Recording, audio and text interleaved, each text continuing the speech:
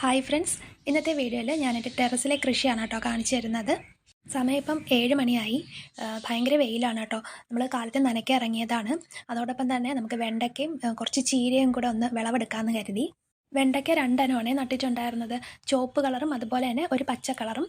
അതിൽ ചുവപ്പ് കളറാണ് കേട്ടോ നമ്മളിപ്പോൾ എടുക്കുന്നത്. പച്ച ആയി വരുന്നതേ ഉള്ളൂ. തൊട്ടടുത്ത് തന്നെ തക്കാളിക്കയും പൂവിട്ട് കായ്ച്ചിട്ടുണ്ട്, പക്ഷേ അത് നമുക്ക് വിളവെടുക്കാനായിട്ടില്ല. പിന്നെ നമ്മൾ ചീരയാണ് കേട്ടോ എടുത്തത്. ചീര ഒരു 3-4 ഗ്രോ ബാഗിലുണ്ടായിരുന്നത് കട്ട് ചെയ്തെടുത്തിട്ടുണ്ട്. ചീര ഇത് കൂടാതെ പൊന്നാങ്കണ്ണി ചീരയും നട്ടുപിടിപ്പിച്ചിട്ടുണ്ട്. അത്യാവശ്യം വിളവെടുക്കാൻ പാകത്തിനായിട്ടുണ്ട് അതും. പിന്നെ ദേ ഇവിടെ കത്തിരിക്കയും അതുപോലെ തന്നെ വഴുതനങ്ങയൊക്കെ പൂവിട്ട് 1-2 എണ്ണം കായ്ച്ച് നിൽപ്പുണ്ട്. അത് എടുക്കാറായിട്ടില്ല. വഴുതന തന്നെ പച്ച കളറും അതുപോലെ വയലറ്റ് കളറും ഉണ്ട്. അത് വിളവെടുക്കാറായിട്ടില്ല.